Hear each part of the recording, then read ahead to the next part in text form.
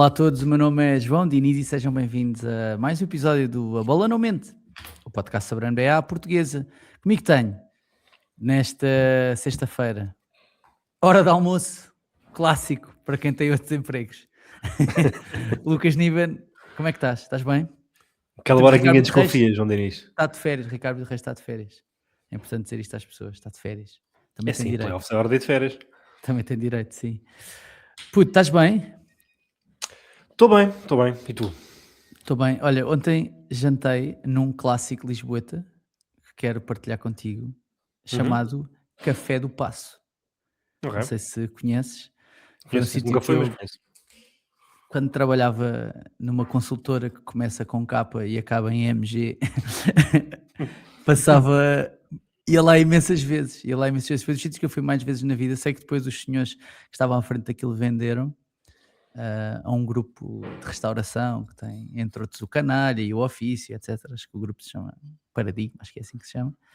Mas voltei ao Café do Paço, já não ia há alguns anos, e pá, gostei muito. Pá.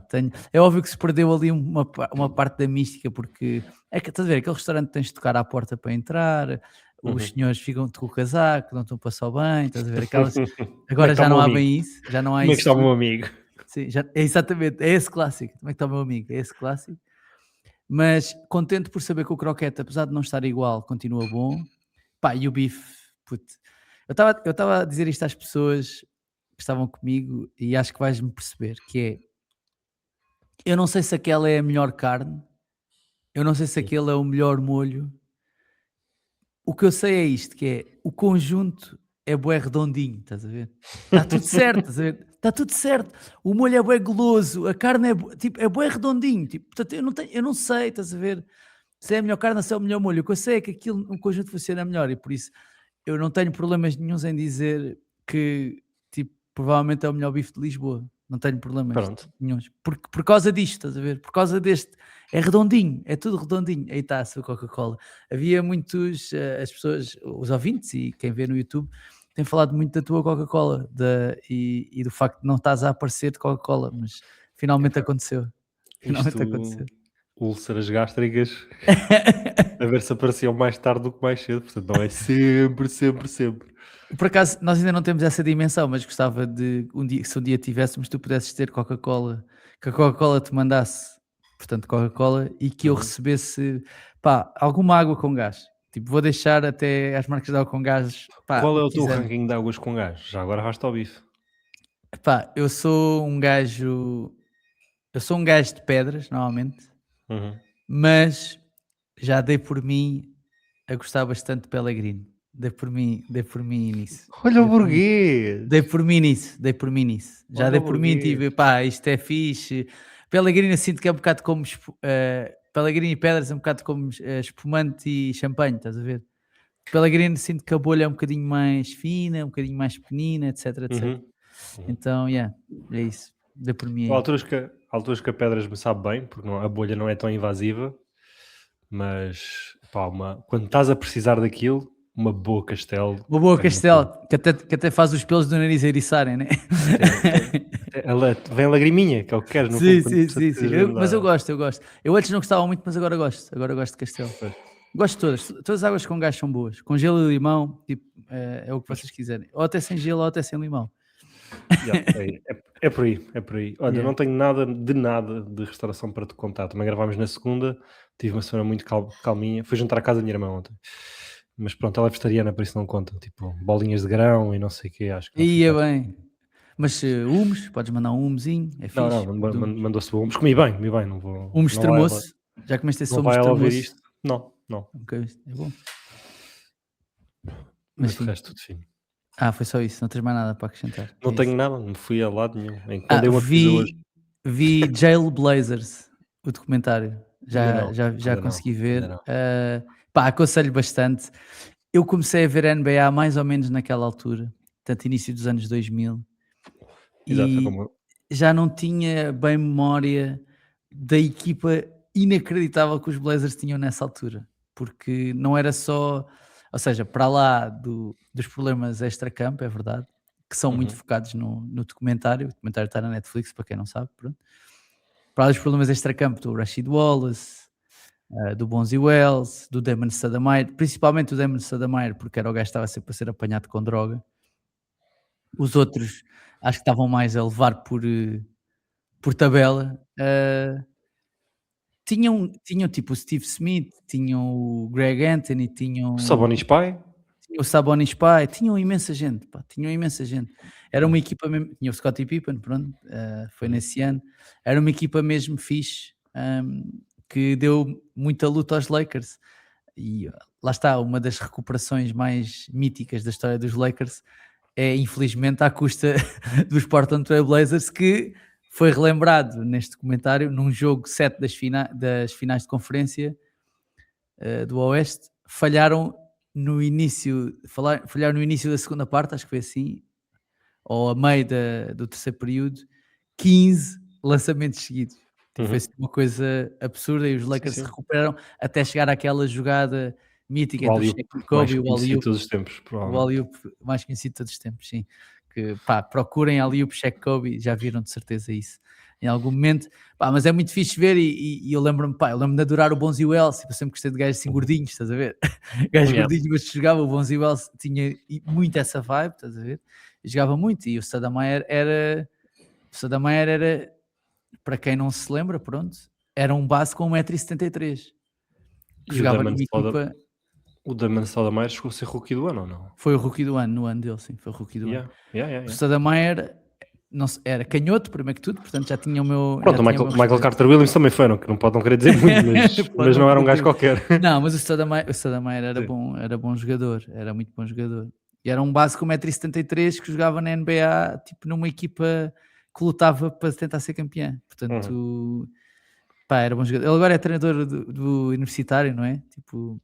Não sei. Acho que é treinador de basquetebol universitário, quem diria, mas pronto. Bom, pá, portanto os playoffs começaram. Desta vez continuaram, mas começaram. Agora sinto que agora é que começaram. Porque do início da semana para cá, sinto que aconteceu muita coisa. Não sei, se calhar vamos primeiro aos jogos que aconteceram ontem à noite. Tivemos 3 jogos ontem à noite. Tivemos os Hawks com os Knicks. Os Hawks viraram a eliminatória, ou seja, quando tínhamos falado a primeira vez, os Knicks tinham ganho o primeiro jogo, entretanto os Hawks ganharam os dois jogos seguintes.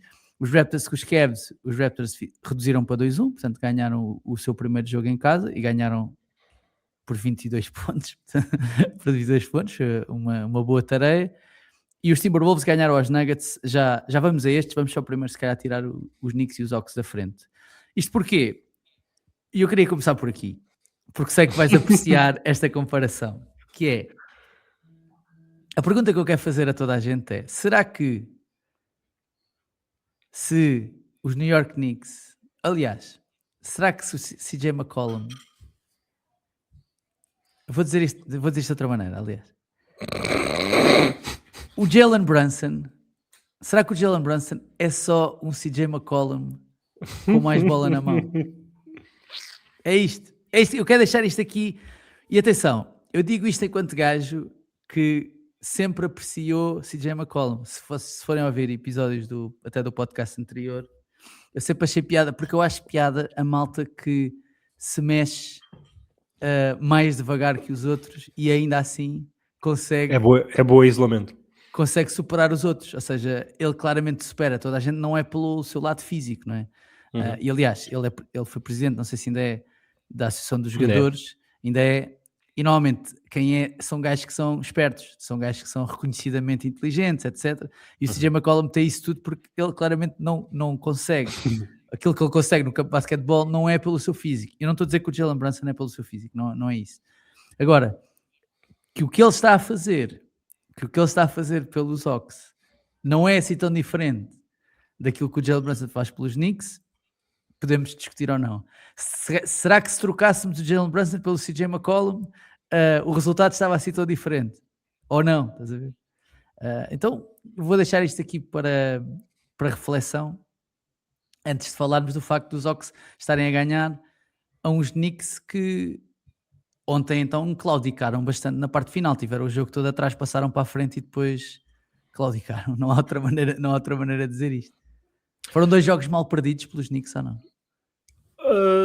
Sim, condições normais, enfim, é um jogo equilibrado. Pode dizer que na lotaria da coisa, costuma ser que os jogos clutch caem mais ou menos em igual medida para ti e para o teu adversário, a não sei que tenhas um grande especialista na altura das decisões. O Brunson tinha essa fama, e não sei se ele chegou a ganhar um Clutch Player of the Year já, mas enfim, estes últimos dois parecia normal que uma equipa tivesse ganho um e a outra tivesse ganho outro, e se isso fosse o que tinha acontecido, estava 2-1 para os Knicks, com vantagem caseira, estava mais ou menos tudo normal nesta série.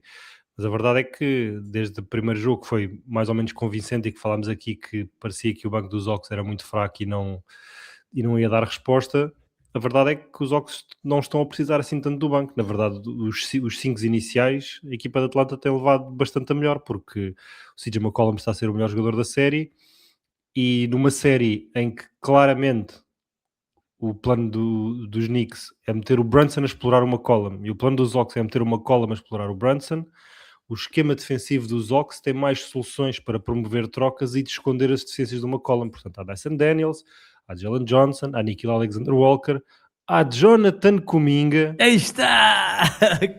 Houve a engolir, a fazer os críticos engolir as suas palavras e a garantir um bom contratozinho para o ano. A Há garantir um bom uma, contratozinho. o segundo ano é uma team option, portanto, os Hawks ficarem quietinhos podem ficar com aquele Ah, ano, mas pois é, desculpa, tens razão, tens quem razão. sabe? Quem sabe se não vai aproveitar isto Eu para esqueci-me que ele negociar uma tinha coisa renovado, esqueci-me que ele tinha renovado com os Warriors no início da por um temporada. mais um, exatamente. Mas está aí, está na luta, vai se sentar à mesa para negociar, porque se calhar os Hawks também, se puderem baixar 1 milhão ou 2 aos 24,5, se calhar se lhe derem 5 anos a 20, 100 milhões, ele se calhar aceita já, vamos ver. Mas a verdade é que o Quinn Snyder está a dar um tarião de meia-noite ao Mike Brown a partir do banco, mas uma coisa escandalosa. No jogo 2 não teve medo de sentar o Dyson Daniels e jogar com o Kuminga foi o melhor jogador na recuperação dos Hawks, dos dois lados do campo, desarmes de lançamento vindos do lado fraco, meter a bola no cesto e atacar o pintado no outro lado, jogou muito mesmo. Ontem é ele que na última posse de bola vai atrás do Brunson e naquela reposição final parte completamente o estilo de jogo dos Knicks. Pá, mas acima de tudo o Mike Brown está a facilitar. Achas que o Michael Bridges pode ir a algum restaurante em Nova Iorque nos próximos dias ou não? Não, eu não aconselhava. Não está fácil para o nosso futemical, meu. Não está fácil. As luzes dos playoffs não são boas para ele. Não são boas para ele. Ele nos últimos 6 períodos, portanto no último jogo e meio, tem mais turnovers do que pontos, ressaltos e assistências somados. Pois, pá, não está fácil. Não está nada fácil. Quem jogou relativamente bem até foi o Miles McBride, que acaba com mais 16, apesar de ter feito 5 em 14. Se tu olhares para o plus-minus dos Knicks ontem, tens uma quantidade absurda de jogadores, num jogo que foi decidido por 1 ou 2 pontos, tens uma quantidade absurda de jogadores com plus-minus de mais 15 e de menos 15, portanto isso é claramente uma demonstração de que o treinador não está a acertar com os lineups. Tem coisas que estão a funcionar e nas quais ele não está a insistir, e coisas que estão a falhar e nas quais ele está a insistir. Michael Bridges, 20 minutos em campo, menos 26. Não é fácil. Não é fácil. Porra, não está nada fácil. Não está nada fácil. Mitchell Robinson, um desastre também, foi tipo menos 16 num par de minutos. Isto é uma série. Menos 18 em 11 minutos. O Karl Anthony Towns está a jogar muito bem. No jogo, nas duas derrotas, o Karl Anthony Towns jogou bastante bem. Só que os Knicks só sabem jogar para o Brunson. Só o Brunson é que martela a bola. Eles parece que ele não tem maneira de... Parecem com vergonha de alimentar o Karl Anthony Towns, que tem tudo para dominar esta série e que no volume que está a ter, está a conseguir fazê-lo. Não percebo. Sim, o Brunson acaba com 26 pontos, é verdade, jogar 40 minutos, 0 em 5 de 3 pontos. E uma coisa que nem é muito comum nele, principalmente nestes jogos de playoffs, que é 5 vezes no lance livre só. É pouco para ele, eu acho que é pouco para o Jalen Brunson. O jogo defensivo do Dyson Daniels ontem é gigantesco, mas lá está, eu não sei o que é que o Mike Brown anda a fazer, porque ontem o Brunson faz um end-one, passam para a frente, e na posse de bola seguinte, eles, para defender, têm o Brunson e o Towns em campo. Porquê? Pode-se dizer, porque se recuperarem a bola querem ter os melhores jogadores ofensivos em campo e nesse caso não teriam. Mas eles tinham um desconto de tempo para pedir a seguir se recuperassem a bola. Sim. Portanto, não percebo. Só uma cena, o que é que achamos só antes de passarmos a sério, o que é que achamos do nosso puto CJ McCollum? O que é que estás a achar? Disseste que estava a ser o melhor jogador da série, mas é meio. O Bill Simmons escreveu um tweet, não sei se viste, é engraçado que é todos os playoffs há sempre um jogador que faz um glow up. Não estava à espera que fosse CJ McCollum aos 34 anos. Sim, sim, perdidão da vida em New Orleans. Vi o Nate Duncan a dizer também que não é um grande sinal para a tua defesa. Se a tua defesa está a ser comprometida por um tipo que em condições normais era talvez o sexto homem numa equipa de título, que é o CJ McCollum, se calhar é porque não tens uma grande defesa e ponto final. E andámos aqui a falar da defesa de bloqueio direto e do primeiro ponto de ataque de ser o Brunson e o Karl Anthony Towns, e estamos a ver, está a ser escandaloso. Outro jogo que aconteceu ontem. Dito isto, os Hawks estão a meter muito lançamento também e jogos relativamente equilibrados. As bolas estão a cair. Portanto, eu tinha isto Knicks em 7. Acho que para lá caminhamos para 7 jogos. Vamos ver. Sim. Deixa ver se os Knicks conseguem responder agora em Atlanta, porque se de repente fica 3-1. Neste momento já tem que ganhar um jogo em Atlanta para isto ir a 7. Sim. O outro jogo do Oeste que aconteceu ontem foi os Raptors com os Cavs. Os Raptors que talvez naquele que foi o melhor jogo da carreira do Scottie Barnes, 33 pontos, 33 pontos, 5 ressaltos, 11 assistências. Diz? Numa eficiência absurda, os 33 pontos. Numa eficiência sem sentido, o gajo lançou, só para não me enganar, 11 em 17. 33 pontos em 17 lançamentos, é ridículo.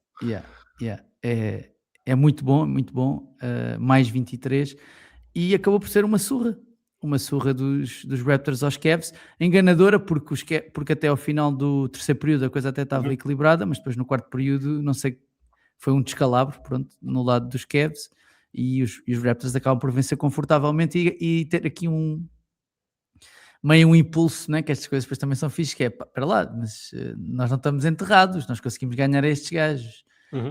E pronto, e foi isso que aconteceu. É tal teoria que gostamos sempre de ver no jogo 3, especialmente na primeira volta, porque a partir da segunda já quase todas as equipas podem ganhar em qualquer pavilhão, mas na primeira o que gostamos de ver é numa equipa que é candidata ao título chegar no jogo 3 a casa da equipa a quem é suposto ganhar e ganhar. Tipo, os Thunder vão chegar à casa dos Suns e vão martelá-los completamente com toda a probabilidade. E isso normalmente é a marca de uma grande equipa. Por outro lado, a equipa que perdeu 2-0 na casa da outra chega à casa, está em frente aos seus adeptos, tem aqui a melhor hipótese de fazer alguma coisa da série, porque se ficar 3-0 está completamente morta e enterrada, e gostava de ter visto uma melhor resposta dos Cavs. Os Raptors, lá está, não são toscos nenhum, eles fizeram escolhas péssimas para o futuro de médio prazo deles. Eles estão a jogar essa série sem o Quickley, portanto as coisas podiam estar ainda um bocadinho melhores. O Brandon Ingram, novamente com 9 lançamentos, não é um fator, e eu não sei o que é que passou pela cabeça dos Raptors para ter ido buscar o Brandon Ingram na deadline do ano passado, numa altura em que estava magoado, e imediatamente deu-lhe uma extensão de contrato a receber 40 milhões ou mais por ano. Acho patético, e vai-lhes ir muito caro, porque neste momento não sei para quem é que eles conseguem mandar o Brandon Ingram. E depois acho que a coisa se no frontcourt, à medida que a série tem vindo a avançar, temos mais Mamukelashvili e mais Colin Murray Boyles, um miúdo que vai ser uma vedeta no lado defensivo e ontem mostrou muita coisa no ataque, e menos Jakob Poeltl, e isso está a confundir um bocadinho o frontcourt dos Cavs. Podemos só falar de... Lá está, hoje é canhotes, já falámos de canhotes há bocado e vamos falar agora. Pá, quem é Jamison Battle, que ontem jogou pelos Toronto Raptors e faz só para ver se não me engano, lá está, 5 em 5 lançamentos de campo, 4 em 4 de 3 pontos, mais 14, fez um plus-minus de... mais 14 não, 14 pontos, um plus-minus de 20 e arrumou com a equipa dos Cavs no quarto período, em que marcou tipo 3 triplos seguidos, foi uma coisa assim. Onde é que este gajo, lá está, este gajo está a jogar porque o Quickley não está a jogar, vou assumir, não sei. Sim, a malta, os Raptors do ano passado, com o primeiro ano do Darko Rajakovic, tiveram muita gente magoada, e lá está, de repente vemos aquelas equipas, toda a gente deixou de ver aquelas equipas que começam a apostar em putos porque não têm... As estrelas estão todas no estaleiro. O Ingram estava magoado, o Quickley também às tantas se magoou, e começaram a jogar muito com o Jamal Shead, com o Jacoby Walter, com o Jamison Battle, e eles à vez pareceram todos muito interessantes. Depois é o que é que eles podem ser numa equipa mais ou menos a sério, e ontem os lançamentos que iram para o Jamison Battle, estávamos a dizer que os Hawks têm sido felizes no capítulo do lançamento. Ontem os Raptors em lançamentos em suspensão marcaram 1.7 pontos por lançamento, portanto basicamente tudo o que eles atiraram ao ar, e especialmente no quarto período caiu, portanto aquela teoria do Bill Simmons, se tu és os Raptors contra os Cavs, vais ter o Scottie Barnes game, vais ter o Brandon Ingram game, vais ter o Emmanuel Quickley volta e faz 30 pontos, e de repente só precisas de um role player a dar as vistas, e pronto, tivemos o Jamison Battle game. Está cá ele. Ainda ontem, se calhar temos de falar do jogo mais... Se calhar doeu aqui um bocadinho no coração, nós que somos fãs do Jokic, que foi os Timberwolves com os Nuggets, 113-96, quase 20 pontos de diferença, com os Nuggets a saber-se momentos antes do jogo horas, que o Aaron Gordon não ia jogar, e quando o Aaron Gordon não joga, os Nuggets tornam-se uma equipa, não é banal, não é isso, mas muito mais permeável nos playoffs, e ontem não deu, e fizeram uma coisa que já se fez várias vezes em playoffs contra o Jokic, que foi, lança o que tu quiseres, mas não vais fazer assistência, não vais fazer a tua cena, não te vamos deixar fazer, a tua cena. O Jokic acaba o jogo com 3 assistências, acho eu, se não me engano, acho que são 3, 3 assistências, 2 em 10, 3 pontos, 7 em 26 lançamentos de campo, também não foi o jogo mais eficaz dele, e se calhar por isso é que... Não precisamos usar paninhos quentes, foi o pior jogo que eu já vi o Jokic fazer em playoffs. E apesar dos 11 em 11 de lances livres, menos 21, e os Nuggets foram completamente atropelados por uns Timberwolves que nem precisaram ter um super eficaz Anthony Edwards para conseguir ganhar o jogo.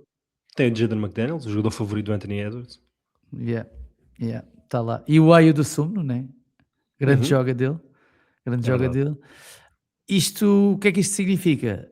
Não sei bem, não é? Significa que se o Aaron Gordon não voltar, é possível que tenhamos aqui... Não sei se os Denver Nuggets conseguem recuperar disto, ou então, e é isso que eu queria dizer, bora não apostar contra o Gordinho. Podemos não apostar contra o Gordinho, ao mesmo tempo reconhecemos que esta defesa sem o Aaron Gordon é um passador, é muito permeável e é caminho aberto para o sexto. E de facto, os Wolves, quando foram buscar o Tim Connelly, que era GM, foi o arquiteto da equipa dos Nuggets, quando ele chegou aos Wolves, a primeira coisa que ele quis fazer foi o quê? Foi buscar o Gobert. Qual é o preço? Não interessa. Eu preciso do Gobert se quer competir na Conferência Oeste. E o menino Gobert, para quem nos está a ouvir lá em casa, está a ser o MVP dos playoffs, passado uma semana. Está a ser o melhor jogador dos playoffs. O que ele está a fazer ao Jokic, em 1 contra 1, não se escreve. Está a ser completamente ridículo. E, portanto, a conversa começa e acaba aí. Porque, por muito que queramos dizer que a defesa dos Wolves é permeável, se os Nuggets não vão ganhar os minutos com o Jokic em campo, não digo perder por 21, mas se não os vão ganhar os minutos com o Jokic em campo, e se o Gobert vai ganhar este matchup individual, e se eles vão fazer menos de 100 pontos por jogo, o ataque dos Nuggets vai fazer menos de 100 pontos por jogo, então não há defesa que safa esta equipa. E o que aconteceu foi que o Jaden McDaniels está a engolir o Jamal Murray na segunda metade do jogo 2 e no jogo 3. O Gobert está a fazer o melhor que alguém humanamente pode fazer em 1 contra o Jokic. O Jokic falhou 31 lançamentos em 2 jogos. Ele tem semanas em que não falha 31 lançamentos. Em que passa a semana a lançar 70% de campo e não falha 31 lançamentos numa semana de 4 jogos.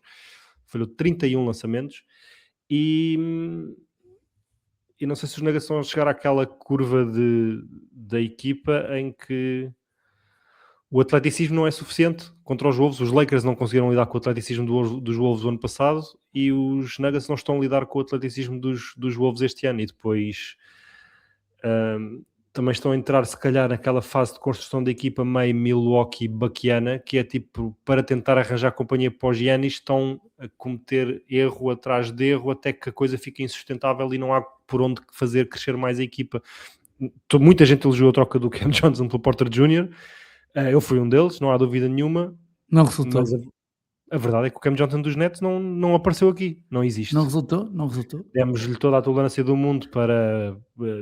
atravessou lesões, há uma fase de adaptação a uma equipa que se conhece muito bem, demos-lhe toda a corda do mundo, mas não resultou. E este é sempre o perigo quando trocas um jogador cujo teto é mais alto do que aqueles que vais receber, porque o melhor Porter Jr. é muito melhor que o Cam Johnson e já mostrou este ano durante a fase regular. Tinha as suas deficiências, é verdade, mas um jogo destes em que o Jamal Murray e o Jokic estão a ser completamente engolidos pelos defensores, é preciso mais alguém, e o Cam Johnson não está a ser esse tipo.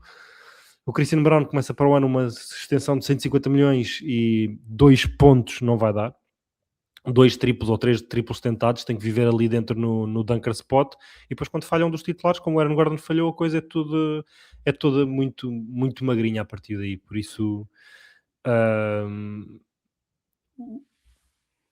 sem querer arranjar desculpas em roleplayers, o Jokic não está a ser bom o suficiente. Isto é uma série em que sabemos que é uma rivalidade já, porque estão-se a encontrar pela terceira vez em 4 anos, os Wolves não têm medinho nenhum destes Nuggets, nenhum, e o Gobert está a ser absolutamente brutal na série, e está a chegar para o Jokic.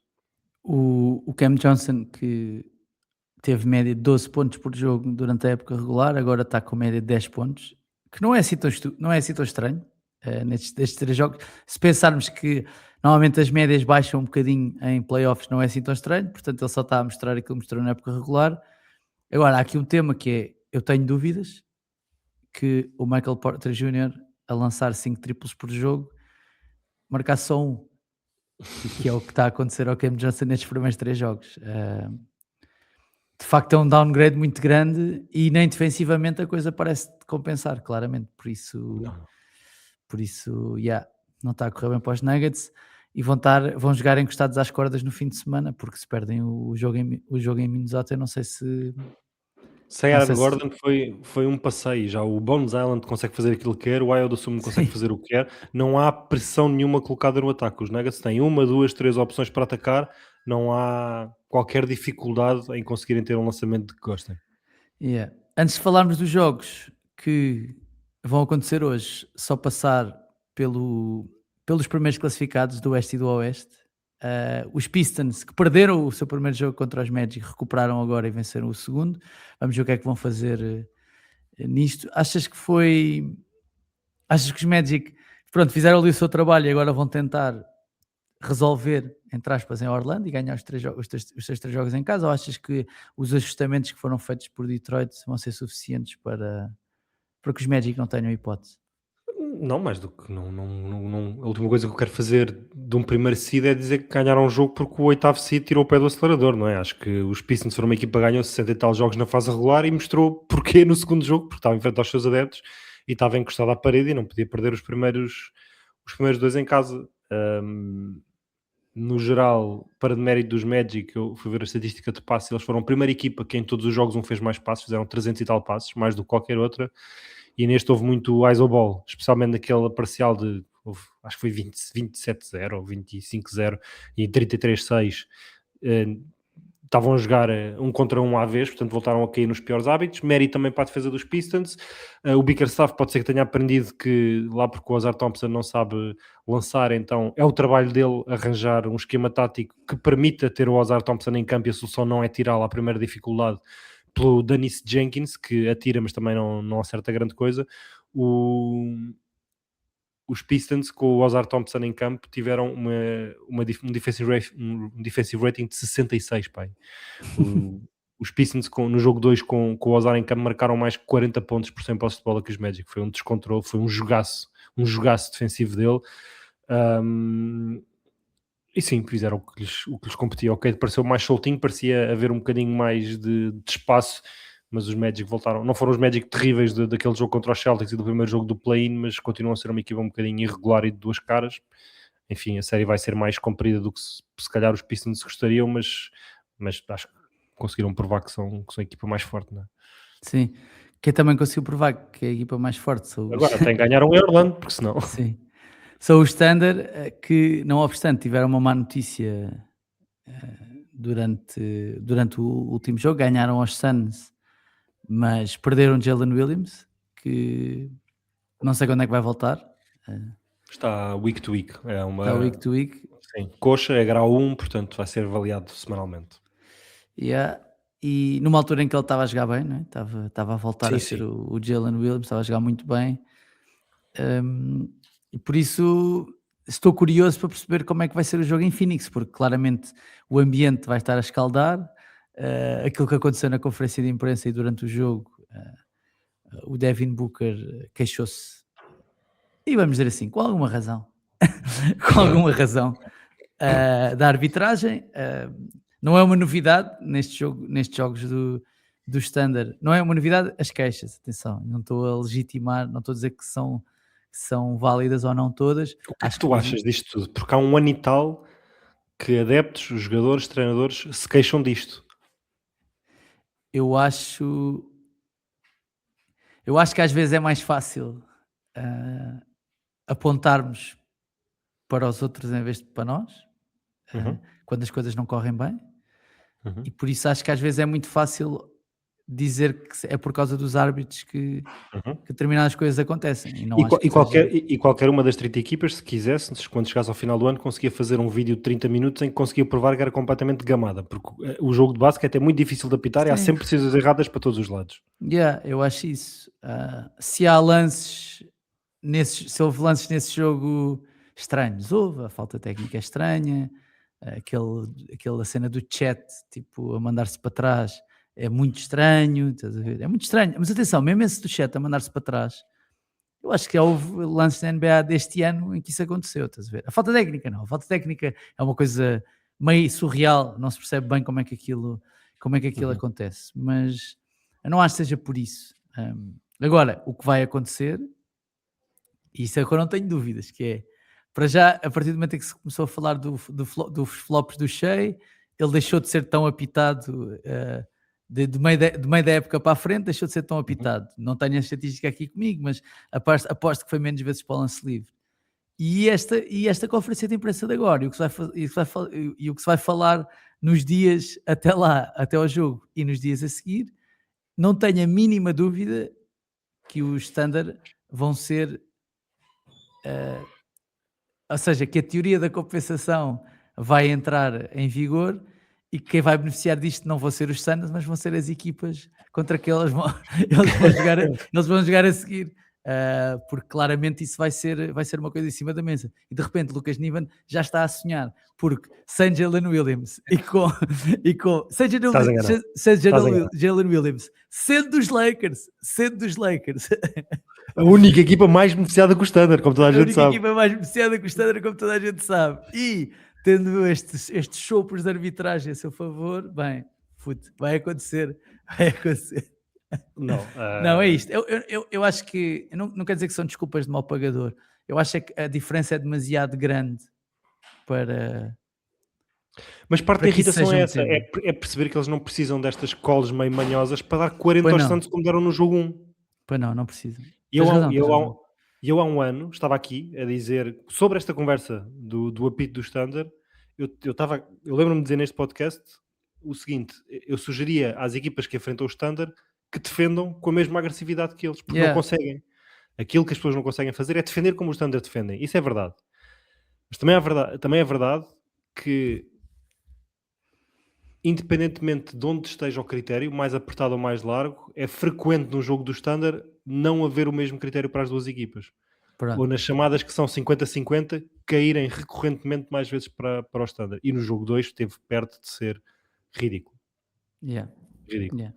Agora, não sei se no jogo 3 os Suns vão aproveitar isso e com a ajuda do público... Vai haver carga que não é brincadeira. Vai haver carga que não é brincadeira. Os Suns devem martelar e obrigar os árbitros a apitar se tiverem coragem. Isso eles devem fazer. E os Suns também têm alguns casinhos. Não sei, o Goodwin, acho eu, que não vai estar disponível porque ele magoou-se no início da série, que é um tipo importante para isso. O Dilão vai estar louco. Mas eu nem estou a falar por acaso, eu nem estou a falar do Dilão, estás a ver? Eu acho que há vantagens em que não seja o Dilão, porque no Dilão está toda a gente a olhar, estás a ver? Eu acho que a vantagem é os outros. Exatamente, claro. Os outros é que têm de dar porrada de 3 em pipa, como se costuma dizer. Esse é que tem de dar, porque no Dilão já toda a gente está à espera, estás a ver? É para expulsar o Dylan Brooks, depois para expulsar, Depois É expulsaram. quarta-feira. Eu estou a falar é do Colin Gillespie espetar um cotovelo na barriga de um gajo. Eu estou a falar é disso, dessas coisas, estás a ver? Yeah. Porque isso vai acontecer. Se os Suns forem espertos, era o que eu faria. Eu diria, se eu fosse treinador, diria aos jogadores da minha equipa, malta, é assim, hoje, como diria um bom treinador de futebol, até ao pescoço é canela, estás a ver?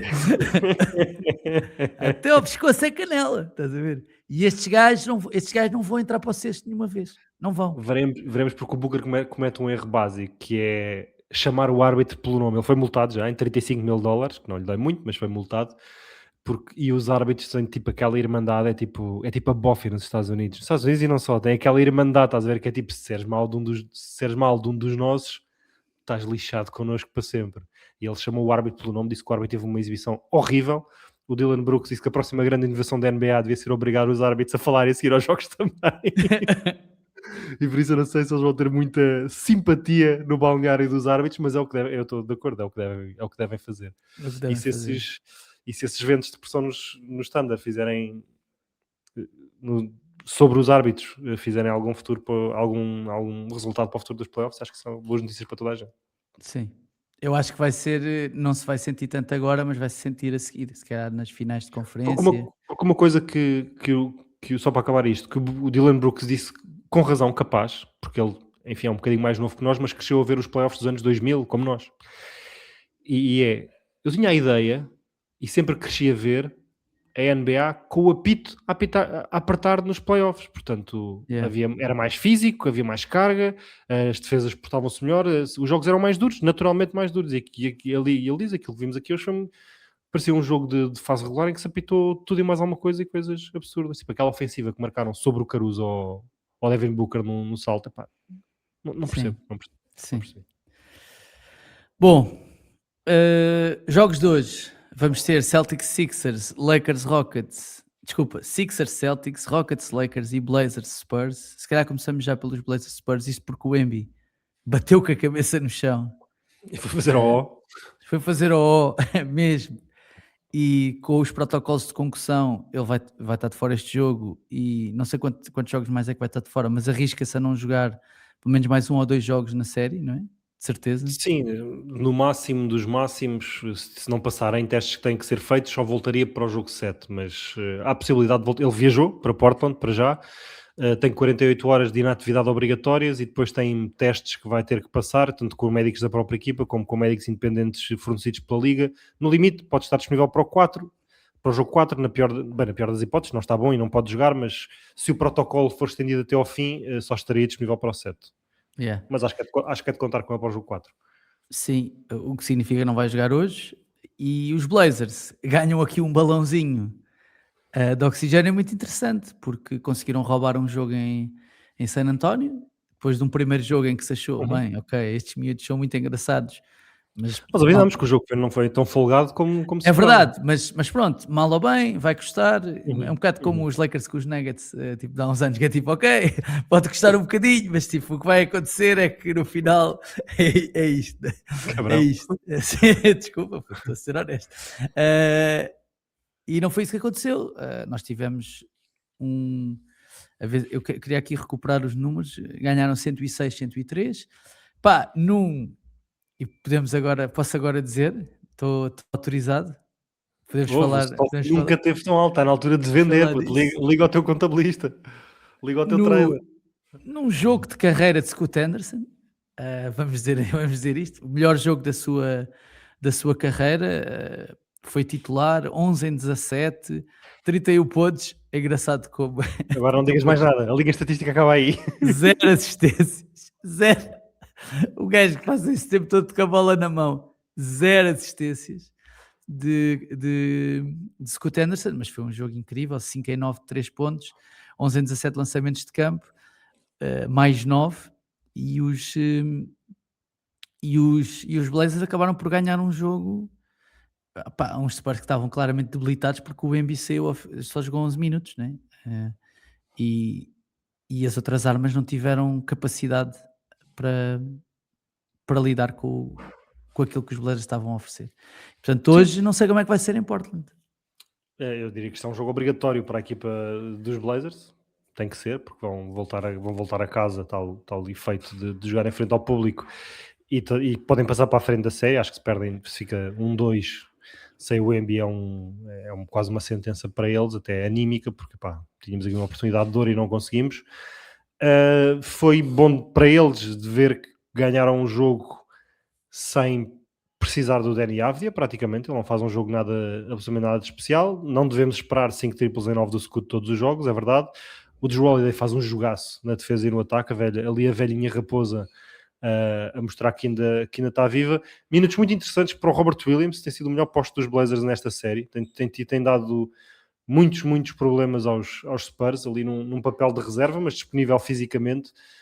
Por isso vai ser curioso como é que os Spurs, que agora só tem o Cornet, vão conseguir lidar com o tamanho, porque de repente o Klingon, não sei se foi o melhor ressaltador ofensivo do campeonato este ano, mas arriscam-se a que a coisa fica ali um bocado bar aberto. E o Wembanyama, que é o segredo para o espaçamento dos Spurs, porque há bloqueio direto, o Wembanyama mergulha, os defesas fecham todos e de repente os Spurs são a equipa que consegue arranjar mais triplos do canto, não vai ter espaço para lançar de fora, os atiradores não dão grandes garantias, nem o Fox, nem o Castle, nem o Dylan Harper, só o Vassell é que ainda é o melhor atirador, por isso vão ter que perderam o jogo 2 porque perderam o Wembanyama também a meio do jogo, portanto têm que inventar ali um bocadinho o plano de voo já com o avião no ar. Agora tiveram 3 dias para tentar desenhar um plano de jogo sem o Wemby. Não vai ser fácil, mas eu recomendava ao De'Aaron Fox que justificasse aquilo que ganha. se calhar dava algum jeito. Convinha, sei lá, ser melhor que o Jrue Holiday ou assim. Sobre os outros 2 jogos de hoje, queres ir primeiro aos Lakers ou aos Celtics? Se calhar deixamos os Lakers para o fim. Vamos primeiro aos Celtics, que sofreram muito com Passaram um bocado. Tyrese Maxey e VJ Edgecombe e perderam em casa com os Sixers e agora vão ter de ir para a Filadélfia com um igual. Se calhar foi uma wake-up call para os Celtics, que depois de um primeiro jogo em que atropelaram os Sixers, se calhar não sei se pensavam que ia ser um passeio, mas os Sixers dominaram o jogo mais ou menos do princípio ao fim e mesmo sem Embiid conseguiram roubar um jogo em Boston, uma grande joga de VJ Edgecombe, que teve aquele piscar de olho para a câmara que épico, completamente épico. Ficaste um bocadinho molhadinho. Aí, putz, adorei o que o gajo fez. Mas pronto. Há um post que já fez um teorema de Pitágoras para calcular a distância a que a câmara estava. A câmara estava a 30 e tal metros do gajo e ele sabia onde é que ela estava. E pronto, acho que foi difícil. Acho que foi difícil, não. Acho que para os Celtics foi muito complicado lidar com não só os bases rápidos e pequenos dos Sixers, como já que hoje estamos numa de bater em jogadores de quem gostamos aqui no podcast, o Derrick White não está a fazer os playoffs nada de especial até agora. Não. E os Celtics precisam... Sim, esta é a diferença quando nós brincamos contigo a dizer que o Derrick White é melhor jogador que o Jaylen Brown, é porque o Derrick White na realidade é um dos melhores, está naquela limiar em que é quase sobrequalificado para o chamarmos de role player, mas na verdade aquilo que o Derrick White é o MVP dos role players, basicamente, e é a diferença pela qual há tipos que são casta All-Star, como o Jaylen Brown, e o Derrick White está lá a bater à porta porque os analytics são incríveis e é um dos melhores bases protetores de cesto e não sei o quê, mas depois também é um base em que não pode ter a bola na mão de 20 minutos por jogo como o Jaylen Brown pode ter, não tem capacidade para atacar o cesto, posse de bola sim, posse de bola não, como o Jaylen Brown pode ter, e quando o triplo não está a cair a coisa fica muito agressiva. No triplo sempre foi um bocadinho quente e frio, e neste momento está a atravessar uma fase fria, e quando é frio a coisa fica feia. Por isso os Celtics perderam um jogo de playoffs à Celtics, que eu diria que é que quando vamos analisar no fim os gráficos de qualidade de lançamento e quanto é que o jogo devia ter ficado se toda a gente metesse os seus lançamentos à percentagem habitual, os Celtics iam ter ganho por 13 ou 14 o jogo que perderam, mas a verdade é que os playoffs são séries em que alguém tem de ganhar 4 vezes à outra, portanto as amostras grandes, a big data de acumulada durante a época não interessa muito, o que interessa é quem é que mete a bolinha no cesto naquela noite. Aconteceu com os Knicks 2 vezes o ano passado até a lesão do Tatum e aconteceu nesta. Os Sixers meteram tudo, os Celtics não meteram nada e agora estão igual. E hoje em Filadélfia vai ferver. E essencialmente o Maxi está a arrebentar com aquele deep drop em que o Mazula tem o Nemias e o Vucevic. O Nemias teve um jogo muito difícil. Para quem achou que o jogo tinha sido muito difícil, ele teve bem, foi 5 faltas, mas ele teve bem. Aqui foi completamente... Não foi ele que foi aniquilado, foi o puzzle defensivo montado pelo Mazula foi aniquilado. O Vucevic foi ainda mais queimado que ele. O Vucevic não fazia ideia onde é que estava sequer. Foi muito pior. Portanto, para quem está a ouvir lá em casa e não esteja tão familiarizado, o deep drop é quando o Maxi pede um bloqueio direto, vai o poste do Maxi ajudá-lo e o poste dos Celtics fica no pintado à espera da penetração. E os jogadores dos Celtics, o Tyrese Maxey recebe o bloqueio direto e vai já daqui, ou o Maxey, ou o VJ Edgecamp, ou quem quer que seja, e tiveram triplos e lançamentos longos de média distância praticamente sem oposição, rebentaram os Celtics, estavam a ter os lançamentos todos. Na segunda parte já vimos alguns edges ao bloqueio direto, portanto o Nemias sair ao portador da bola, mas o Maxey, enfim, se não for o jogador mais rápido da liga com bola, é um dos 2 ou 3 jogadores, não tem dificuldades nenhumas em dobrar a esquina e chegar ao lançamento, e depois, mesmo que não consiga finalizar, porque há uma que o Nemias recupera para finalizar, depois nas costas do Nemias não está ninguém para o ajudar e meter as costas em cima do posto adversário, dá ressalto ofensivo para o Drummond, a bola vai lá para dentro na mesma. Por isso, mais do que a culpa ser do Nemias, porque ele está em deep drop, porque estão a mandar estar em deep drop, acho que os Celtics têm que assumir que passem por baixo do bloqueio, tentem chegar mais rápido ao Maxi, passem por baixo do bloqueio, e se ele quiser lançar a 8 metros ou 8 metros e meio em vez dos 7,25, lance, e se perderem uma série, eu acho que eles vão perder uma série com o adversário a lançar sempre a 8 metros e meio do sexto. Sim, ou então vão ter de jogar sem o Nemias e vão ter de jogar com o Tatum a 5 e vão ter de viver com o Drummond a carregar, o Drummond ou o Bona ou quem quer que seja a carregar em cima, mas em cima da malta. Isso no ataque dos Celtics também torna a vida muito difícil ao Drummond de repente, porque tem que vir defender fora alguém. Portanto, eu acho que isso é uma boa observação. Acho que vai haver. Acho que este jogo vai dar vontade ao Mazula de jogar mais vezes com 5 out nesta série, pelo menos enquanto não houver Embiid, que passou de alto para Bountiful no report. Sim, pois mas o Embiid. Acho que haver Embiid era um descanso para o Mazula. Pois, é com o Embiid também os Sixers já não vão jogar assim, então... Exatamente. Então, tipo... São mais previsíveis. E o Mazula sempre cozinhou o Embiid. Sempre. Acho que era bom. Bom, Lakers. Vou ter uma cena. Acordei muito cedo na terça-feira. Na terça ou na quarta, eu já não me lembro.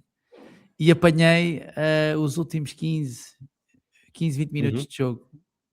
Estou a dizer jogo mesmo, minutos de jogo. Jogo 2, sim. Do jogo 2 dos Lakers com os Rockets. Feinho. Jogo terça para quarta, sim. Feinho. Mas que é que viste, nunca tinha assistido a um meltdown do Kevin Durant e assisti nesse jogo. Foste a tempo de apanhar aqui 4 turnovers, 5 turnovers? Vi para aí 4 ou 5. Acho que foram 4. Para aí 3 seguidos. Fui a tempo de apanhar isso. Fui a tempo de ver o JJ Redick criar cozinhar, como estavas a dizer, um sistema defensivo em que o Kevin Durant faz isso. Fui a tempo de ver uma equipa dos Rockets que não sabe bem o que é que está a fazer dentro de campo se o Kevin Durant não estiver a jogar bem. É assustador. Eu tenho a impressão que os Denver Nuggets sem o Jokic conseguem jogar melhor do que estes Rockets com o Kevin Durant a jogar assim. E tenho de dar os props ao meu puto LeBron, porque o meu puto LeBron está a jogar muito bem, pá. Está a jogar muito bem, está a fazer tudo certo. E é inacreditável como é que tu olhas para a equipa dos Lakers, que tem, pá, com todo o respeito, atenção, e vou dizer isto respeitosamente, mas há momentos em que os Lakers têm o Jake LaRavia, o Jackson Hayes, o Luke Kennard e o Rui Hashimura, os 4 a jogar com o LeBron ao mesmo tempo. E eu tenho mesmo algumas dúvidas, se estes 4 espécimes serão melhores ou piores do que aqueles 4 que jogavam com o Kobe naqueles anos de Vietnã dos Lakers, porque eu não tenho a certeza se são melhores, honestamente, não tenho a certeza se são melhores. Os jogadores 1 a 1, se fores comparando, estás a ver? O LaRavia fez airballs no quarto período, vamos só dizer isto, ele é um lançador, ele é um lançador de basquetebol, Portanto, o que o LeBron tem feito e a forma como ele tem conseguido levar e controlar o jogo dos Lakers é inacreditável para um gajo com 41 anos. E já disse isto antes e vou dizer outra vez: se os Lakers passarem à próxima ronda dos playoffs, isto é um dos maiores trabalhos da carreira do LeBron James. E digo isto sem problemas, é um dos maiores trabalhos da carreira do LeBron James, porque por piores que os Rockets sejam, por piores e claramente não estão a jogar São bem, muito maus. São muito maus. é verdade, mas os Lakers, a equipa que os Lakers têm, não é suposto ganhar o jogo com aquela, eu vou dizer até tranquilidade, porque os Lakers controlaram sempre, pelo menos a parte final do jogo, os 15 minutos finais do jogo controlaram. Com o Marcus Smart, tipo, pronto, fez o Marcus Smart game, pronto, que pode acontecer, também houve o Luke Kennard game, agora houve o Marcus Smart game, mas o LeBron controlou todos os aspectos do jogo e o JJ Redick com a armadilha que montou o Kevin Durant, tipo, acabou com os Rockets, basicamente foi o que aconteceu, acabou com os Rockets, com um gajo no banco que tem a escolha número 3 do draft, que by the way também é um ball handler, sem pensar, e acho que o Zé Clô 10 até minutos falou do jogo isto. 2. Sim, tipo, mas será que não... E outra coisa, que é uma coisa que eu também não percebo, e estava a ver, estava a dizer isto, mas, desculpa lá, mas o Udoka está a ver o Kevin Durant levar 2 contra 1 a 2 metros da linha de triplo. E ele não pensa por um segundo, epá, está lá um gajo do outro lado dos Lakers, que eu se calhar se lhe fizer isto, os gajos que ele tem para responder a isto são piores que os meus. E ele só decide fazer 2 contra 1 com o LeBron, para o LeBron, pá, aí a 3 minutos do fim, a 2 minutos do fim. Tipo, já o jogo estava a uma distância até considerável, estás a ver? Pá, não sei. Tenho dificuldade em perceber. Do lado dos Lakers, o LeBron é estúpido. Nós nunca mais vamos ver nada assim. Tipo, eu não vi a carreira do Jordan desenrolar-se. Eu acho que o Jordan é o número 1. Pico é o número 1, mas é indiscutível de quem é que teve a maior carreira de todos os tempos. Isto é ridículo. Nós estávamos no 10º ou no 11º quando este gajo começou a jogar a bola, estás a ver? E ele, passados 23 anos, com 41 anos, ele continua a largar 27-7-7 como se tivesse 19. É patético. E a palavra certa é controle. O gajo sabe, lá está. Ele já andou, vê-se mesmo quem é que já andou muitos anos nisto. Ele quando entra neste jogo, ele se não fosse o KD, ele já deve ter jogado mais jogos de playoffs que o adversário todo junto. O LeBron tem mais vitórias nos playoffs do que qualquer franchise desde 1995. 95, ele entrou na Liga em 2003. Tem mais vitórias do que qualquer franchise passou os Spurs com esta vitória no jogo 2. E acho que a palavra certa é controle. Sabe exatamente o que é que vai acontecer num jogo de playoffs, o flow do jogo, o conhecimento do playbook do adversário que ele tem, continua a não ter paralelo, aliado à capacidade atlética, é um cérebro completamente descomunal que está dentro daquele jogador e é mesmo ridículo. E o JJ Redick montou uma defesa capaz de dificultar a vida aos Rockets e tem mérito nisso. Dito isto, os Lakers eram dados como tendo 15 ou 20% de hipótese nesta série, de acordo com as casas de apostas. Não há muita gente que tenha posto os Lakers a passar. Os Rockets não deviam estar a ter muitas dificuldades contra o LaRavia, o Ayton, o Smart que ninguém quis no verão, Jackson Hayes, Luke Kennard. Tipo, como é que... Outra coisa, a jogar o melhor basquetebol da carreira, puto. Outra coisa que o Udoka não pensa é, epá, eu não posso jogar com o Rich Shepard porque isto aqui é o gajo que eles vêm atrás dele em todas as posses de bola. Se eu deixar em campo, isto vai ser perigoso para a minha defesa. Nós estamos a jogar com o Luke Kennard 30 e tal minutos, ainda não estou a correr atrás dele todas as posses de bola a ver o que é que acontece, meu. É uma coisa que não te ocorre, pagar na mesma moeda. Ele ainda não viu que tem 3 jogadores ofensivos capazes nesta série, que é o Şengün, quando calha, o Rich Shepard e o Kevin Durant. Eles jogaram 4 minutos juntos no jogo 2. 4 minutos. Ele ainda não viu quando tem só 2 desses em campo, os Lakers ignoram completamente os outros 3. Eles tratam o Amen Thompson, os Josh Okogis, os Tari Easons da faz vida, o que tu quiseres, o Capela. Faz o que tu quiseres. Se estiveres a mais 2 palmos do cesto, faz o que tu quiseres. Eu não acredito em ti. Ele chama pin downs para o Kevin Durant vir receber fora. O melhor atirador de meia distância do campeonato, estar a pôr a bola nas mãos a 10 metros do cesto, a ter um 2 contra 1 imediatamente. Ele nunca foi um bom driblador. Um excelente driblador. Ele nunca foi E um nem é excelente isso, é passador. Estás a dar a tipo, bola num perímetro se eu, para quê, meu? se eu sei que ele vai sofrer 2 contra 1, independentemente do sítio onde ele está, porque é que é ele que tem de vir buscar a bola, estás a ver? Porque é que a equipa não arranja uma forma, pá, estes gajos são profissionais, de Sim. alguém ter a bola na mão que não seja ele.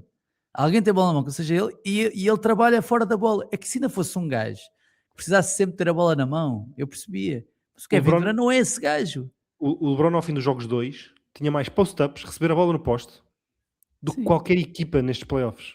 Porquê? Porque ele recebe dentro, receber dentro, está mais perto do cesto, é mais fácil. Quando fizer o 2 contra 1, ele disse cara a defesa e ver quem é que está aberto. O Kevin Durant está a recebê-las a 10 metros do cesto. Mas pronto, para além disso, são as vibes de uma equipa de KD. Está cá As tudo. vibes. Está As cá tudo. Sim. Posso só dizer Não, que perguntaram ao Jabari Smith agora antes do jogo 3 como é que tinham que fazer, ajustamentos, o que é que viram, o que é que não viram. O Jabari Smith, pá, temos que ver filme, temos que ser melhores, temos certeza que vamos jogar melhor em casa, é mais confortável para nós, temos de ter mais a capacidade para o Kevin Durant, mas também depende dele não fazer turnovers e fazer os passos certos. Sou um colega de equipa dele a dizer. Muitas vibes incríveis. as vibes estão boas. Austin Só, Reeves, só questionável já agora. já também vi. Só uma notinha. Quando vi o LeBron fazer aquele afundance mesmo no fim do jogo, como se tivesse 19 anos, pensei nisto, que foi, epá, não gostava nada que o gajo se fosse embora no fim da época. Não gostava nada. Gostava que o gajo ficasse mais um ano. Tipo, gostava que ele ficasse mais um ano. Pronto. Porque acho que o que ele está a fazer, ele está a jogar um basquetebol que é um desperdício se não houver mais um ano disto. É um desperdício. Pá, Tipo, ele está a honrar tem o desporto, gajo. está a honrar o desporto, é isso mesmo. Ele está a jogar demasiado bem para um gajo que não tem mais para dar. Tipo, ele tem mais para dar. Estás a ver? Isto não é. Qualquer adepto da NBA, com menos de 50 anos, eu diria, não está minimamente preparado para o que é uma NBA sem o LeBron. Eu não estou preparado para começar uma época e o gajo não está lá. É absurdo, é inconcebível quase. Bom, vamos avançar. Temos de ir à rubrica apoiada pelos nossos amigos da Betano. As odds não mentem, porque como sabem este podcast é o apoio da betano.pt. Escolha do consumidor e marca 5 estrelas em apostas desportivas.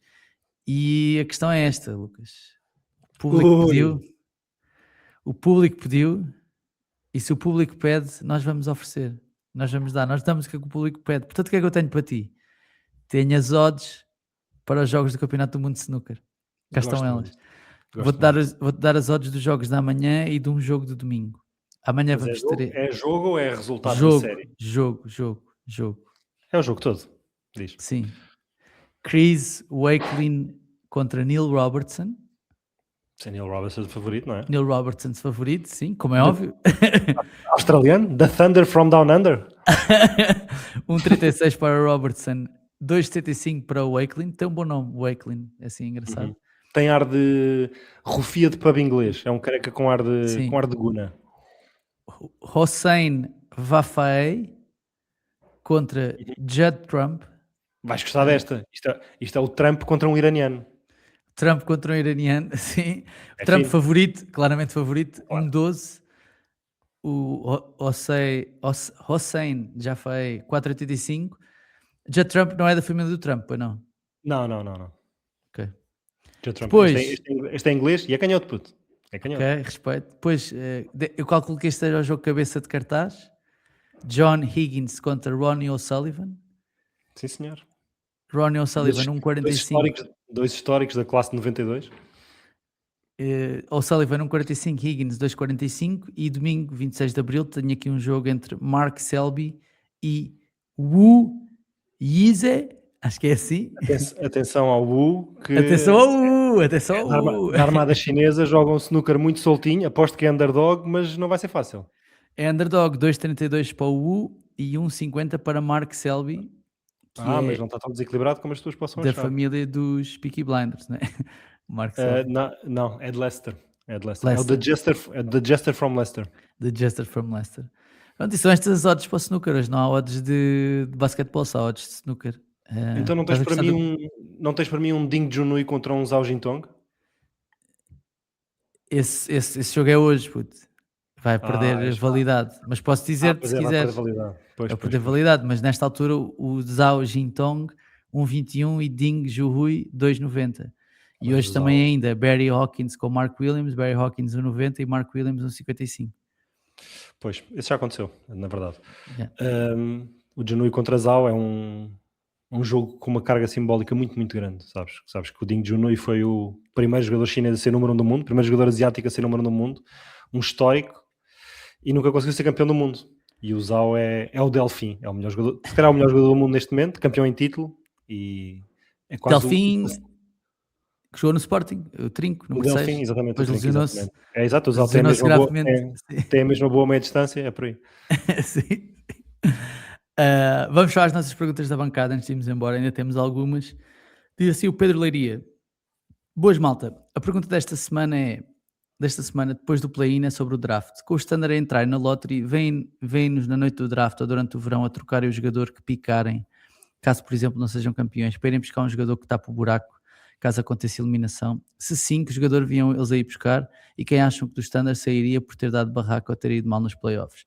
Vem o Chet, o JW e o Shea a ficar juntos os anos todos de contrato e como equipa para título esses anos todos? Acho muito difícil, visto como está hoje em dia em termos de CBA. Última pergunta: se os usuários ficarem com uma pick top 3 tipo Mavs o ano passado com a first pick, vem possível uma última dança no próximo ano, ou em 27-28 com o Steph a conseguir ter longevidade tipo LeBron e a escolha deles ter um talento absurdo, como é a maioria dos jogadores de first round deste draft? Abreijos a todos e desculpem o testamento. São várias coisas aqui. Há aqui um suponhamos lixado, que é: se os Standard tiverem uma pick alta, será que vão trocar por um jogador? Pick alta ou não pick alta? Acho que são logo duas coisas que não fazem parte do ADN do Presti e do Standard, que é trocarem escolhas de draft, desperdiçarem talento que podem ir buscar e irem buscar alguém. Também não tem sido, a não ser cirurgicamente, role players, o Hartenstein e o Caruso. Na época passada. Acho que não faz parte do ADN deles. Portanto, é verdade que com o CBA é muito difícil manter contratos máximos todos juntos, mas sim, vejo o Shea, o Chet e o JW juntos durante muitos e bons anos, porque eles têm um filão interminável de escolhas de draft na primeira ronda. O que vai ficar difícil é manter os Hartensteins, os Dorts, os Isaiah Joes, aquele pessoal da classe média. Vai ser complicado, mas enquanto eles continuarem a encontrar os Cousin Wallace, os AJ Mitchells, e ainda não vimos o que é que o Top Pitch pode valer. Foram buscar um este ano que não jogou, o Thomas Sorber, também não sabemos o que é que ele vale para o ano, mas a receita do Sam Presti neste ambiente de CBA é claramente manter aqueles três, porque, enfim, a base posto extremo, todos com nível MVP / All-NBA / jogador defensivo do ano, que não se encontra todos os dias, e depois construir à volta disso. A receita é essa. Os Warriors, eu não sei quantas vezes é que temos de dizer nestes microfones que a última dança aconteceu em 2022, que os adeptos dos Warriors continuam: vocês não acham que ainda dá se bater com muito jeitinho, o Steph é tão bom? Não dá. Diz assim. Mas o André, esses subissem para o top 3, já nem acho que se achem bons o suficiente para irem buscar alguém e trocar para o top 3. Acho que se agarravam essa pique. claro, bora ficar com isto. À franchise players, e começavam a preparar um futuro pós-Steph. Sim. Já agora estava a ver que no mock draft da Yahoo o Darren Peterson já está em quarto. Eu vou-te dizer uma coisa. Estou a começar a ver agora alguma coisa dos top picks e eu duvido bastante. Aliás, acredito bastante que o Caleb Wilson vai ser melhor que um dos três que tem estado sempre à frente. Okay. Se me perguntasses, não sei de quem. E o é enorme, né? O gajo é enorme, né? É muito atlético, muita energia. Tem o chão dele muito, muito alto. Não sei se pode ser a superstar que um dos outros potencialmente pode ser, mas o chão dele é mesmo muito, muito alto. Darren Peterson, talvez por causa do ano estranho que teve, talvez tenha o maior potencial de bust dos 4, mas também é rapaz para ter mas se aquilo engatar, também é rapaz para ter o teto mais alto. Eu não escolheria, eu não sei se o deixava cair até quarto, não sei. Diz assim o André Mesquita: perguntas 0, mas se não tivermos um rant à chefe acerca da proteção dos senhores do apita, ok, sim, vamos todos ficar tristes. Já falámos disso, André. Já falámos. Não foi um rant, mas foi aqui algo. Diz assim o Rui Mascarenhas: olá aos três, não é uma pergunta, mas apenas um desabafo. Como é que o Ime Udoka é treinador de basquetebol? Quantos treinadores que estão na Euroliga e outras ligas são melhores do que ele? Em 2022 todos os analistas andaram a chatear o Jaylen Brown e o Jason Tatum pelo dribble e depois hero ball com poucos segundos no relógio, achando que era culpa deles ou a falta de aura. Não, era falta de qualidade do treinador. Tenho facas nos olhos a ver estes Rockets a jogar. Coitada da borracha laranja. Espero mesmo que os Rockets sejam escovados pelos Lakers para ver se é despedido. End of rant. PS, o que chamamos ao Jokic, és gordinho? E depois ele deixou mais outra pergunta, o Rui. Olá outra vez, só para deixar claro que agradeço ao Adam Silver e à NBA pelo banner 19. Fizeram 4 coisas que irritaram o FO. Quem é o FO? FOBO, o front office, o back office e o roster dos Celtics. O Jaylen Brown tem um barquinho no ombro por não ter sido nomeado para o MVP, o Derek por não estar no Defensive Player of the Year, o Ketão por não ter sido incluído no Most Improved e o pior de todo, o Joe Mazzulla por ter sido nomeado para o Coach of the Year. Abrange a todos. Acho que não há aqui nenhuma pergunta do Rui, é só o comentário. Sim, o Doca já falámos. Sim, o Doca, enfim. Fico contente de não ter estado tão quietinho ele como o pessoal chegou a estar, especialmente no final do ano passado. Eu estava bastante. Sempre desconfiei um bocadinho. E é um ponto interessante, de facto, andámos a bater na coabitação do Tatum e do Jaylen Brown, mas se calhar está ali um ponto. Apesar de isto já vir dos tempos, este ponto da coabitação dele já vinha dos tempos do Brad Stevens, a treinador. Sim, esta cena do Doca faz pensar se o lado mais estratégico não era assegurado pelo Mazzulla e pelo Will Hardy. Eu acho que há treinadores que quando não vêem o balanço entre ataque e defesa ou têm deficiências na gestão de homens, podem ser os melhores do mundo como assistentes, mas depois para o lugar principal talvez não dê, quando não compreendem rotações, tipo se calhar o Thibodeau, quando foi campeão em 2008 pelos Celtics, ao lado do Doc Rivers, era de longe o melhor assistente do mundo e não deu um treinador principal de topo. Às vezes atinges o topo da tua carreira e daquilo que és enquanto treinador. Eu tenho algumas dúvidas que o Doc, enquanto treinador principal, seja isto tudo. Havia alguém que dizia com alguma graça que o J.J. Redick, como era um antigo especialista em lançar em movimento e a meter a bola no cesto, conseguiu pegar no Luke Kennard e fazer dele um jogador importante para os Lakers, assim como é óbvio que o Ime Udoka, como era o 11º jogador numa rotação da NBA, consiga fazer do Jason Tate um jogador importante numa rotação da NBA. Desceu Gonçalo Cunha, proponho uma nova alcunha, também inspirada no mundo dos superpoderes, para o Sr. Michael Bridges. Em vez do Iron Man, pela sequência de jogos, seria o Invisible Man, pela quantidade de jogos pelos Knicks que simplesmente não aparece no pavilhão. Tirando o Stephen A. Smith, nenhum adepto dos Knicks merece ligar a televisão para ver isto no jogo de playoffs. Acho que a vantagem dos Knicks é tanta em todos os matchups que apenas justifica esta desvantagem na série por tanta estupidez que o Mike Brown tem feito no banco. Principalmente ter lineups com small ball quando a vantagem mais descarada é na posição de poste ou jogar minutos sem Brunson ou Towns em quadra. Começar o quarto período do jogo 3 sem estes dois, depois do jogo passado, é capaz de ser masoquismo. É também o reflexo da fase regular, anda sempre perdido nas rotações. Nota, os Nuggets a rodar toda a gente tiveram a pior vitória da época do último jogo da fase regular frente aos Spurs e agora levam com os insuportáveis Timberwolves quando podiam ter o 4-0 mais óbvio toda a primeira ronda contra os Rockets. abraço aos três. É verdade, foi uma vitória amarga dos Nuggets neste caso, porque acabaram por... Não, os Nuggets ganharam aos Spurs na última jornada. Sim, mas como os Spurs não ganharam, certo?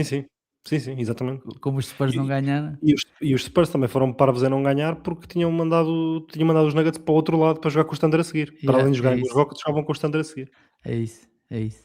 Disse o Daniel Rodrigues. Boas, rapaziada. Eu não tenho mandado perguntas, mas só queria transmitir a felicidade que é ver Knicks a perder 2 jogos com Atlanta e ver LeBron aos 41 anos a carregar uns Lakers sem Doncic e Austin Reeves numa série de playoffs. Abraço aos três. Já falámos disso. Francisco Ferreira, bom dia a todos. Que bela altura para ser fã dos Blazers. Disse ninguém nunca. A minha pergunta é a seguinte. Se o Dame estiver saudável, será que vale a pena metê-lo em jogo? Eu adoro o Dame, mas esta equipa não tem repetições nenhumas com ele e não acho que ele seja exatamente um jogador plug and play. Se fosse o Tiago e ele ficasse disponível, arriscavam. Já agora, o CJ a mostrar tudo o que aprendeu com o Goat Dollar e Scoot melhor do que o Embi. #RipCityBiased. Obrigado e um abraço. Francisco, eu por acaso acho que o Dame, se fosse para meter umas bolinhas ali do canto, está-se bem, estás a ver? Está-se bem. Está a aparecer no Injury Report, está a aparecer como out.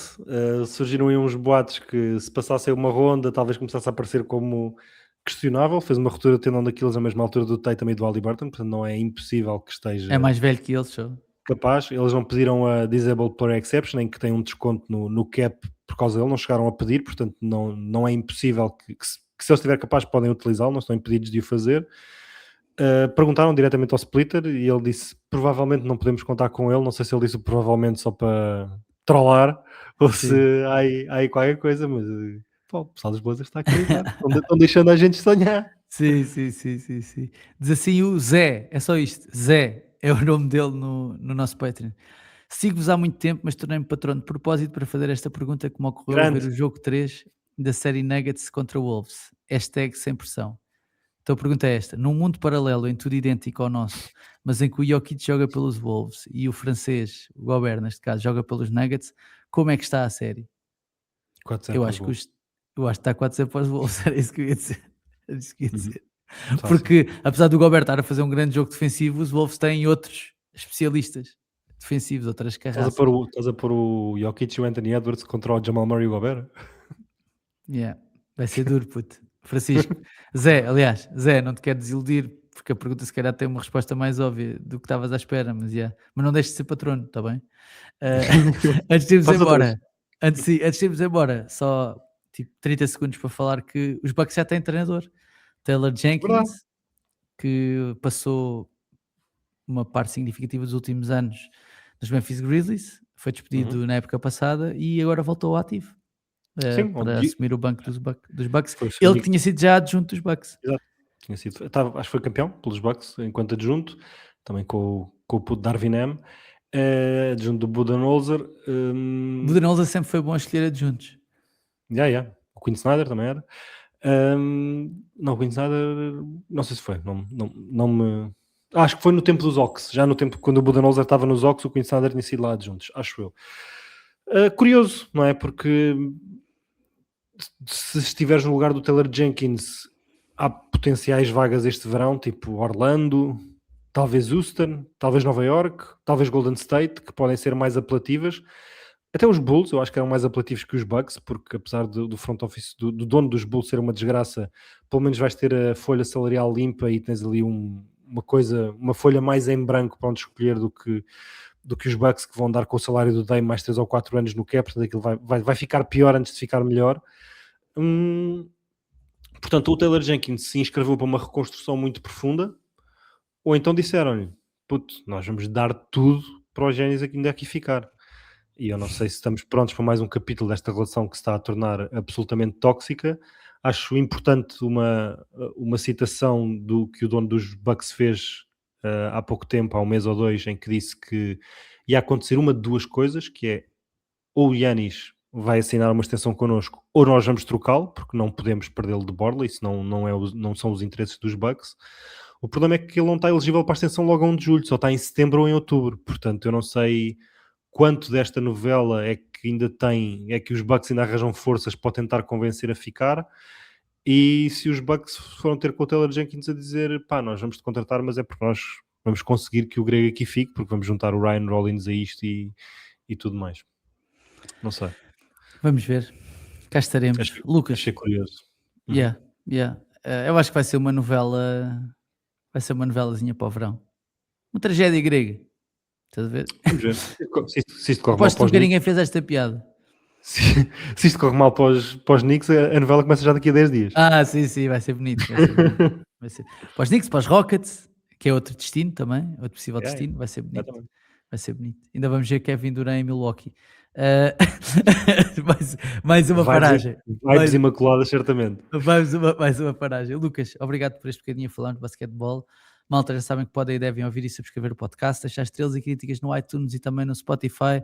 Seguir-nos no Twitter, no Instagram, no TikTok. Pus no TikTok hoje teu, puto. Não sei se estás a par. No TikTok teu. Não estou, pá. A falar de rookies. Falar de rookies. Pus não fui eu que pus. Foi Zé Carlos. Foi o Zé Carlos, sim.